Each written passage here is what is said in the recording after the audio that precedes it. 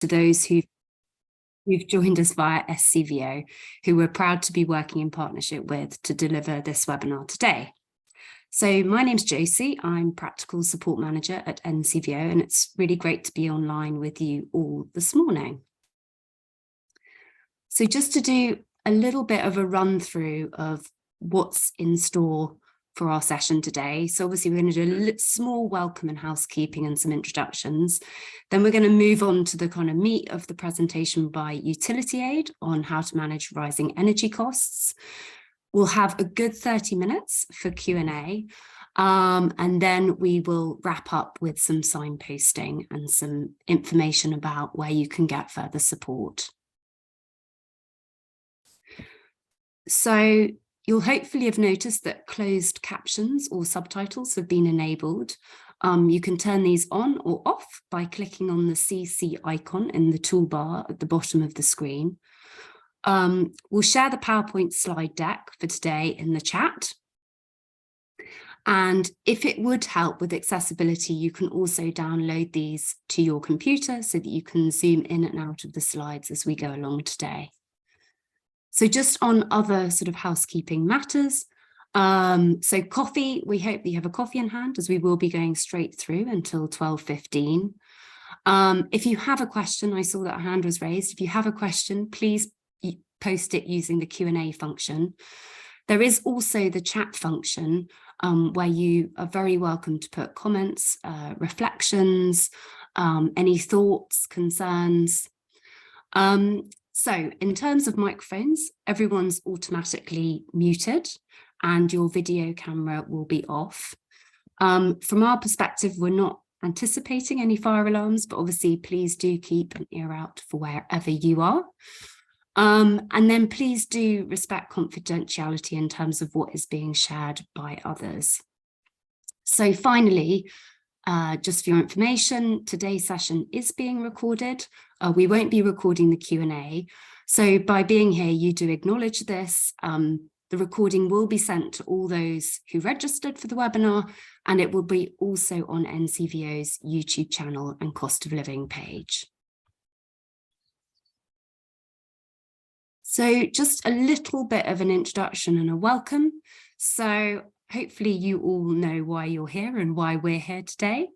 But just to confirm, so obviously, unfortunately, energy costs remain high and we continue to hear about charities and the impact of rising energy costs for them.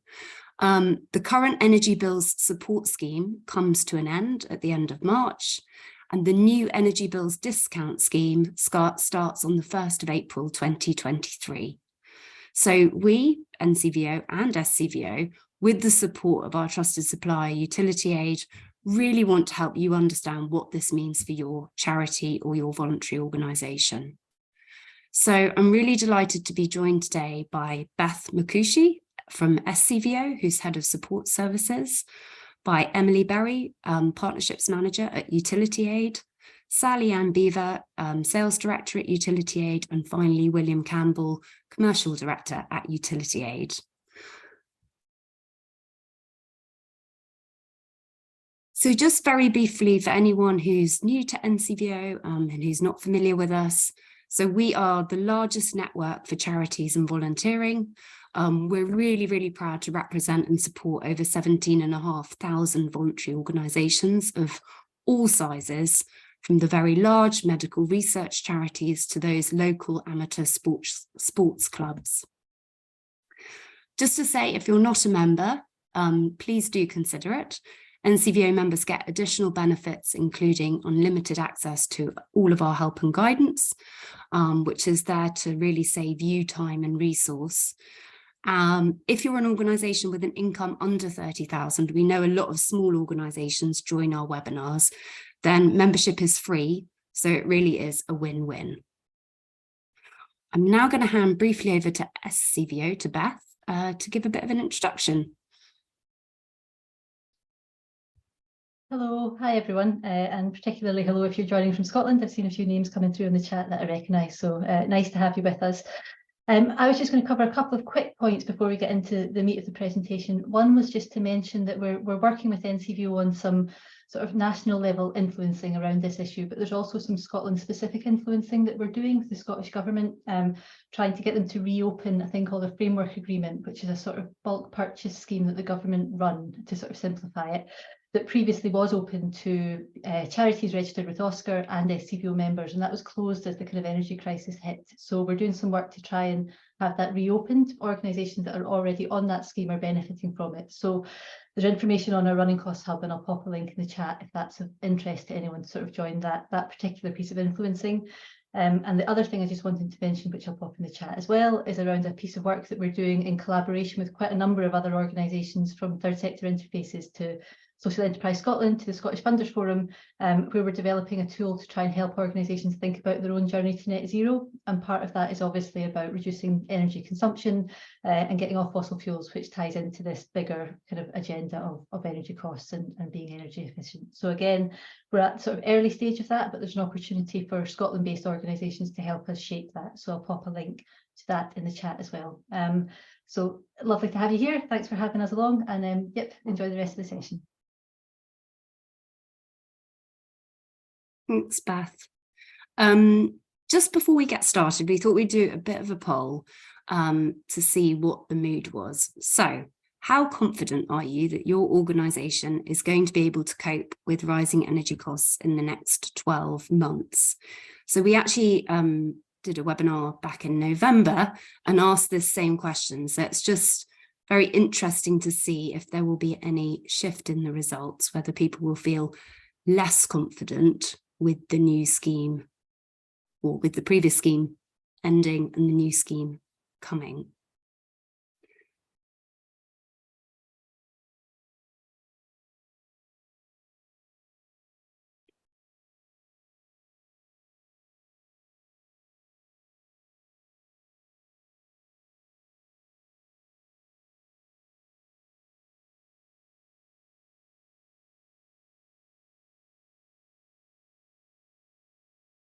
Okay, so it looks like we're just tipping in the direction of not very confident and not at all confident, but it's pretty 50-50 actually. 48% are either confident or very confident, and the rest are not very confident or not at all confident. So we'll have to look at that and how it compares to last time. I'm now going to hand over to Emily.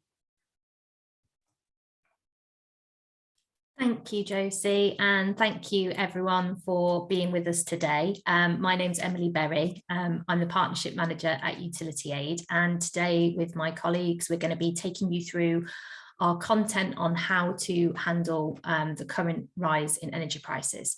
So just to give you an overview of the content we're going to be covering today, we're going to start off with introducing you to my colleagues shortly. We'll then move on to a market overview. So what's been going on and what can we expect to happen this year. We're then going to cover the energy bill discount scheme and the eligibility around that. And finally, we'll follow on with some energy saving tips and areas of potential cost recovery that you can look into. And then we'll go on to the Q&A session.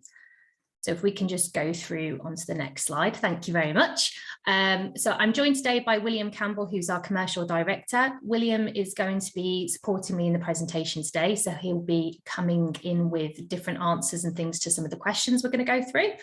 And also Sally-Ann Beaver, who's our sales director and has a plethora of experience in working with both suppliers and also managing energy for councils and things like that. If you've got questions as we go through the content today, please put them in the Q&A box, and Sally-Ann will be on hand to answer as many as she can, as fast as her fingers can type.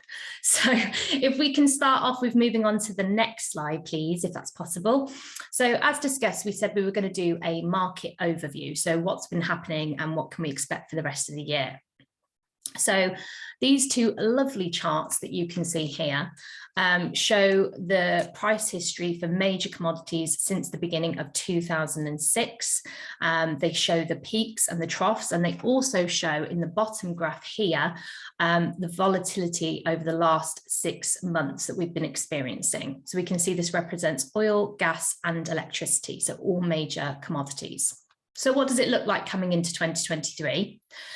Well, actually, as I'm sure most people on this call are already aware, we did actually see a dip in prices on the wholesale side coming into 2023. And this was for a number of reasons. The main two contributing factors, though, were a warm winter, hard to feel that at the time, I have to say, but it was warmer than expected. And also economic difficulties in China, especially surrounding a dip in their usage due to the current circumstances they're experiencing with COVID. However, several sources have reported that high energy prices will be a feature for the next decade. And there's a couple of reasons behind that. So we're going to explore some of those today. The chart in the bottom right here shows where imports of gas have come from over the last 7 days. So what you can see is there are no supplies currently coming into the UK from Russia. Imports are coming from Norway, Holland, and Belgium. What we can also see here is a significant increase in liquefied natural gas shipments, which brings me on to my next point on the next slide. So whilst it is encouraging and proves that we can survive entirely without Russian imports, it's important to note with the increase that we have in LNG flows coming through, LNG isn't necessarily the most reliable thing for us to place all our bets on. And the main reason for that is because it does flow to the highest bidder. And on that point, I wanted to bring in Billy. Billy, I know you have a couple of comments on our reliance in terms of LNG imports. Yeah, thanks, Emily. So a couple of observations I'd make on a macro level. If the war in Ukraine suddenly stopped and things became back to looking at Russian imports of gas, we still have the issue of the damaged pipeline, which will have an effect on flows. We also have a larger influx of LNG supply from the USA. Now, obviously, they're going to try and maximize the profit for those LNG supplies, which will go out to be purchased across the world. So it doesn't necessarily mean that we've had a bigger influx of LNG, that the prices are going to take a drastic downturn. I think until we become more independent on potentially nuclear-fired station, Sizewell C, then our longer term view is that the prices aren't going to take a dramatic fall. Thank you, Billy, which takes us on to our next point. So there are a couple of other contributing factors as to why we can expect to see prices remaining statically high. And one of them is storage capacity, which is increasing. So Centrica has recommissioned the North Sea Rough storage facility. And what that means is that demand for gas over the summer will be higher because we'll be looking to fill that up, which then suggests that overall prices are likely to be more stable, but may remain relatively high. Gas-fired electricity generation still makes up to 40% of the UK's electricity production, and it sets the price for the market currently, which when we looked at the previous slides earlier that we went through, you could see how they were connected and how they correlated with one another. On the positive side, however, and I promise there are positives in this presentation, it's not all doom and gloom, the proportion of renewable generation continues to increase, and when the wind really picks up, it becomes the highest single contributor. So we're going to now move on to our next stage, which is discussing the energy discount scheme and how that works in practice. So if we can just move on to the next slide, thank you so much. So the energy bill discount scheme, otherwise known as EBDS, will commence from the 1st of April 2023 and continue until the 31st of March 2024. The new scheme will be available to everyone on a non-domestic contract, and that does include businesses and voluntary sector organisations as well. The main eligibility criteria is for people who are in the following situations. So on an existing fixed price contract that was agreed on or after the 1st of December 2021, signing a new fixed price contract on a deemed out of contract or standard variable tariff, or on a flexible purchase or similar contract. What I will say about the last point is that's only probably relevant to really large users. So for most people on this call today, I would just stick to looking at the top 3 points under the eligibility part. If we can just move on to the next slide. Thank you. We're going to just delve a little bit deeper into some of the numbers that have been put forward for the new energy bill discount scheme. So eligible non-domestic consumers will now receive a per unit discount to their energy bills during the 12-month period. So from April 23 till March 24. And this is subject to a maximum discount. So we're going to discuss this in a little more detail here. Any questions as we go through, Sally Ann is on hand to help and support, so please write them in the Q&A box. So the relative discount will be applied if wholesale prices are above a certain price threshold. So for most non-domestic energy users in Great Britain and also Northern Ireland, these maximum discounts have been set at the following, and this is what we're going to take you through now. So for electricity, we are looking at 19.61 per megawatt hour, which equals 1.961 pence per kilowatt hour, which is what we usually get billed in. The government supported base price for wholesale electricity has increased from 21.1 pence per kilowatt hour to 30.2 pence per kilowatt hour, which equates to around £302 per megawatt hour. For the gas, we're looking at 6.97 per megawatt hour, which equals 0.697 pence per kilowatt hour. And the government supported base price for wholesale gas has increased from 7.5 pence per kilowatt hour to 10.7 pence per kilowatt hour, which then equates to £107 per megawatt hour. So it's important to note with these figures above that 1,000 kilowatts equals 1 megawatt hour. I don't know if you had anything to add on that slide, Billy, from your perspective at a macro level. It's slightly disappointed with this add-on to the energy bill relief scheme. It's probably at least 80% less than the support given under the EBDS. So yeah, it's really quite negligible, what's going to be shown on your bills, but the suppliers will be tasked with ensuring that those discounts for the people relevant will be shown on the bills. Thank you, Billy. So if we can just move on to, thank you, I don't even have to ask, it's brilliant. Okay, so energy bill discount scheme, we're just going to sum up on a couple of points before we move on to energy and trade intensive.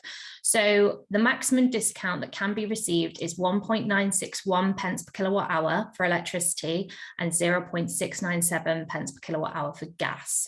As Billy's already said, suppliers will automatically apply reductions to the bills of all eligible non-domestic consumers. So if you do get any cold calls, I keep saying this because people are getting them, please do ignore them. It will automatically be applied.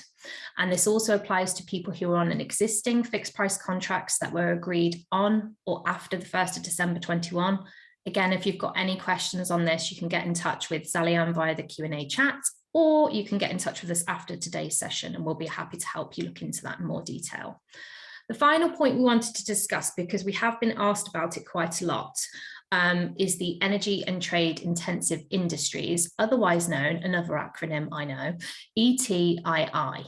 So this is for energy trade intensive industries. So we're talking large consumers of energy. So eligible ETII customers will have to apply for a higher level of support, and further details on how this will work and how this will work in practice will be published in due course by the government. The main sections that we could see people having questions about particularly was libraries and archive activities, museum activities, and also zoological societies and nature reserves. A caveat to this point on this slide here, and it's something really important to mention, is you might be a library and you might be a zoological organisation, but unfortunately this is meant for extremely high users of energy. So before you make the application, what I would suggest is double checking the criteria for this. Again, we're more than happy to do that for you, but just check before you apply, because it is unfortunately just for really large consumers of energy. If we can just move on to the next slide, I believe we've got the second poll. Josie, just to double check, are you okay with me asking people to do this, or do you want to take over at this point in doing the poll? You go for it, Emily. Going for it. Okay, thank you. So the second poll we're going to ask everyone to complete is, how do you feel about the support that will be offered to charities by the government as of the 1st of April 2023? Do you feel great? It will have a huge difference. Okay, it will make some difference. Not very happy, the impact will be minimal. Not at all happy, we remain concerned, or I don't know what it means for my charity yet.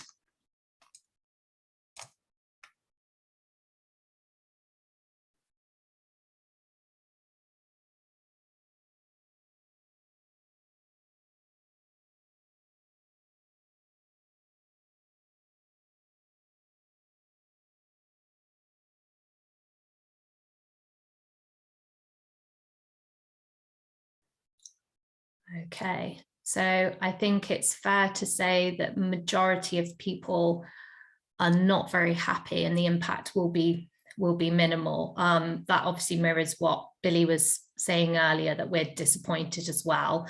And then I think also takes us on to the next part of the presentation, which is about things that you can do as an organisation to make a difference to your energy expenditure, because unfortunately the schemes that have been announced aren't going to have a huge impact, unfortunately. If you're happy, Josie and Miriam, for us to move on to the next section. So yeah, see, look how nicely that takes us on. So what can I do to reduce utility costs? So we're going to talk about some positive actions that you can make. So the energy discount scheme alone, unfortunately, may not be meaningful to most organisations effective and won't have a meaningful reduction on their energy expenditure. However, there are several things that you can start to do to help you reduce your costs going down. And we're going to go through some of those today. So we're going to look at checking your current bills for discrepancies and estimates, metering charges and are they correct, reducing your on-site energy usage and also your wastage.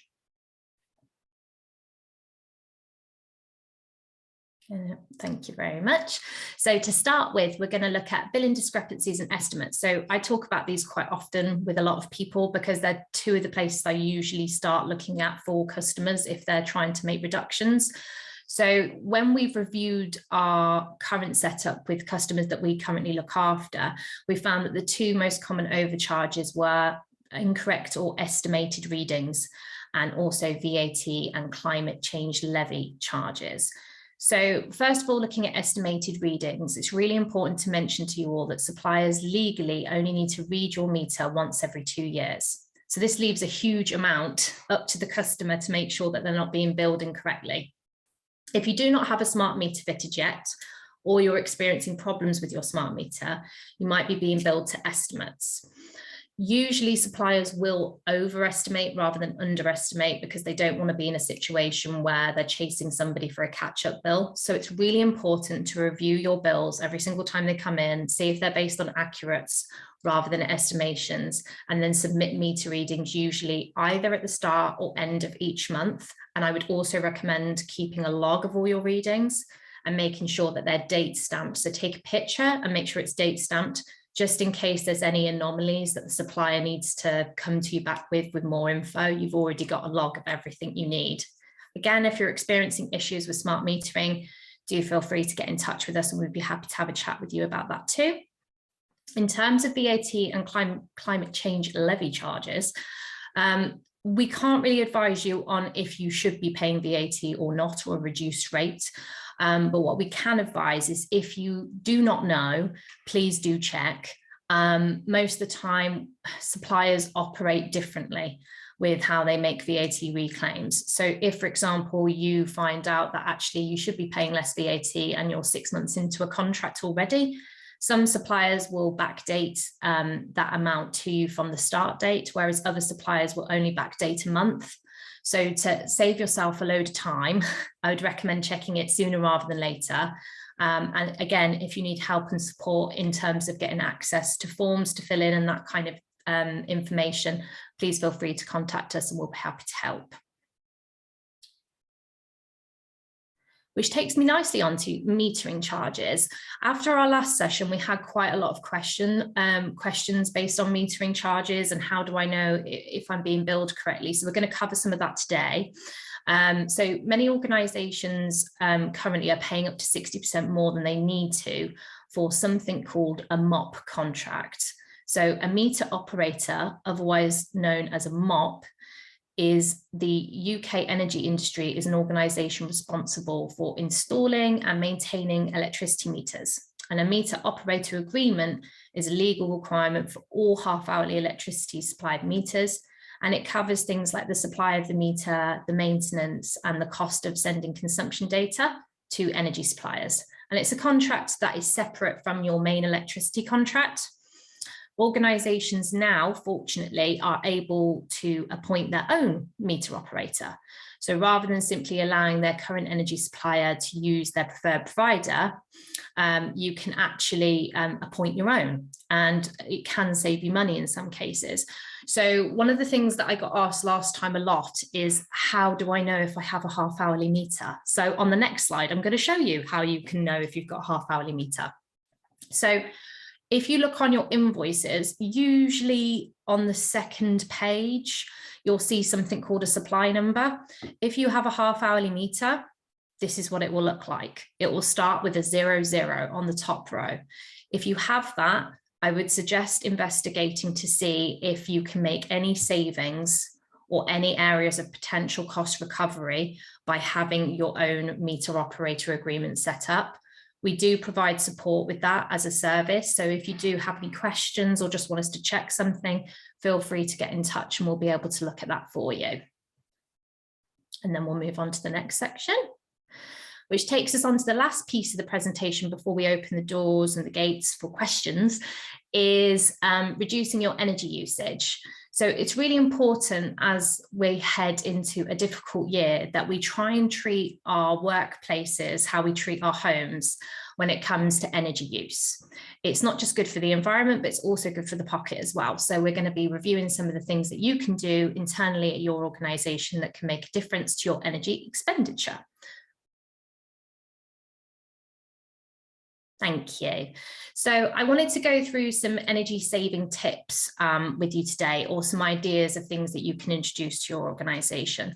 And the big one that we talk about all the time is creating a culture. It's really important that if you're trying to make a reduction on your utility bills in terms of wasted energy use, that you get everybody on board in your organisation and make them understand why it's so important. So everybody is aware of maybe certain kinds of behaviours like leaving lights on and things like that, and how much of an effect that can have on the organisation.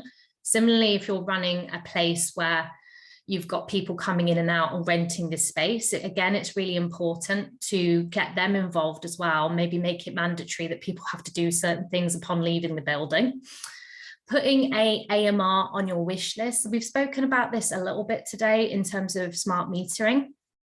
It's really, really important wherever possible, if you can, to get an AMR fitted, which stands for automated meter reading. And this device lets you review consumption in both operational and non-operational times. What you'll be able to do, looking at like a 12-month period, for example, is you'll then be able to identify areas where anomalies are. So perhaps there's a spike where there shouldn't be, and that then can lead to further investigations into where that has come from and things you can do on site to change that. I don't know if you had anything to add on that, Billy, because I know you do a lot of work on things like this. 100%. Thanks, Emily. I think just for everybody's sort of contribution to mental health, because it's pretty depressing news at the moment, what we're hearing about trying to keep your wonderful organisations running with regards to energy costs. I think we must always bear in mind that it is also a massive opportunity for us all to work together to affect climate change. So one of the first things I always say to people is it's very difficult to manage what we can't see. So AMR, automated meter reading, will give you data that you can actually work on. So for instance, if you're renting buildings out or rooms out, then you can manage what you charge for renting those rooms out to people just by looking at your energy cost for that particular site. AMR will also give you data which will help you become more informed on fitting or retrofitting renewable generation on site. So it's really important to have accurate data. The whole industry runs on supposedly accurate data, which is why it is mandated by central government that everybody commercially should have had a smart meter fitted pre-COVID. So those dates have been pushed back, but it is going to become a necessity, which will also create a smart grid and help us generate energy at the right times by looking at accurate data from various organisations and businesses. Thank you, Billy. That's really helpful. Thank you. Which takes us on to our last couple of points of energy saving tips. So one of them is picking your energy firm wisely. So check you're getting value for money in relation to your tariff. So if you have dual rates, it may be prudent to carry out certain tasks during off-peak times. So it's a good thing to double check and see what your situation is and see how you've got things set up currently. Again, if you've got any questions on that, feel free to get in touch. Beware of the ghost of energy past. So phantom energy is used by equipment plugged in that isn't in use, and it's big. Try having all computers and peripherals, printers, monitors connected to power strips. So one flip off switch cuts off all the power. So essentially try and look at your base load and make sure that it's switched off at the end of every day so you haven't got any wastage in any areas. And finally, an obvious one, but worth mentioning, controlling your heating and your temperature. So, you know, making little changes and reducing things to a certain temperature, like what we've got here on the presentation slide, is really important because they may seem like little changes, but the costs do add up and they can make a huge difference. Which takes us on to our next slide. So just to recap, only heat areas that are being used.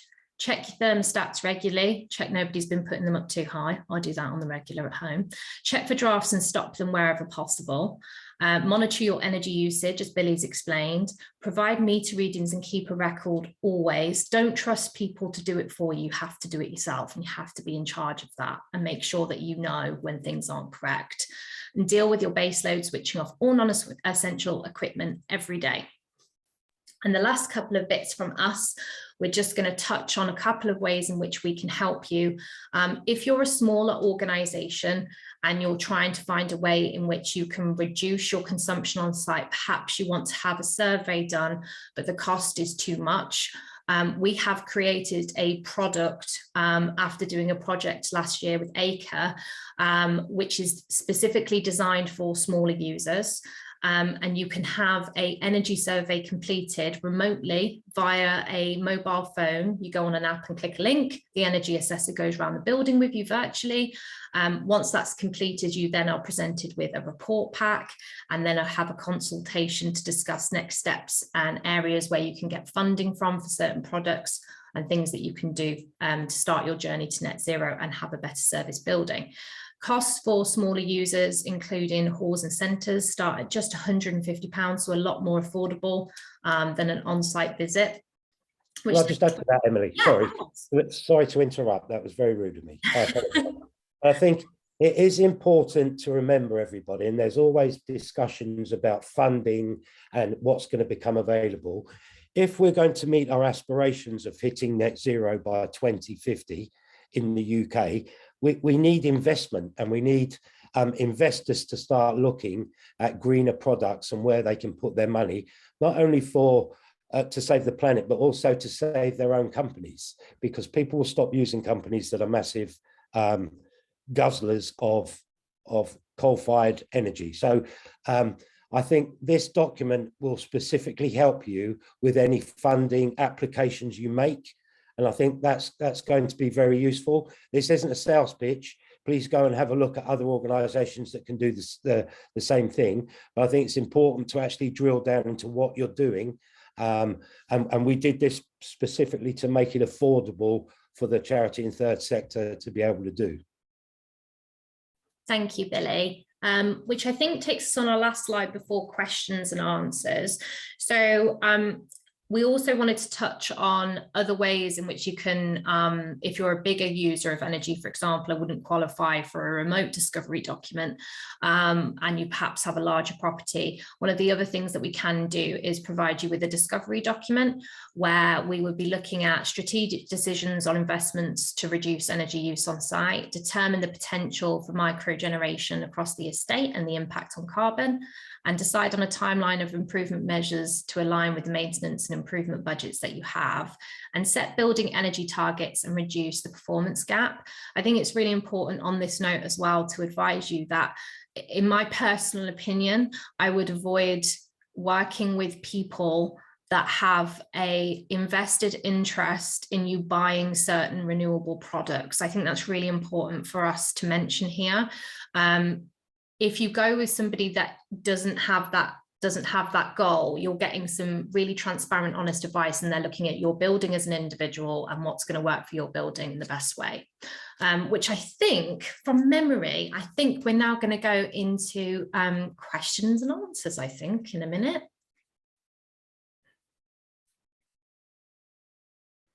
Sorry, Emily, that's me. Thank you for that. Yeah, thank you all very, very much. Well, thank you both, William and Emily, for your presentation. So we have had over 40 questions come in through the Q&A function. Managed to get through 23. Sally Ann has been doing a fantastic job, but we do have some more to get through. So just to say that I'm aware that some people have submitted like very, very specific questions about their particular circumstances, which is really, really understandable. What I'm going to try and do when framing the questions, rather than get into specific circumstances, I'm going to frame the questions a bit more generally, so that they're kind of relevant for everyone. But you can absolutely contact Utility Aid afterwards if you want to kind of discuss your case with them in more detail and know what support they offer for you. And also just to say, we are going to be also sending a follow-up email with their details, with some really kind of good links to support following the webinar. So hopefully that will help. We did ask people to submit some questions in advance, so I'd like to start with those because I feel like those people otherwise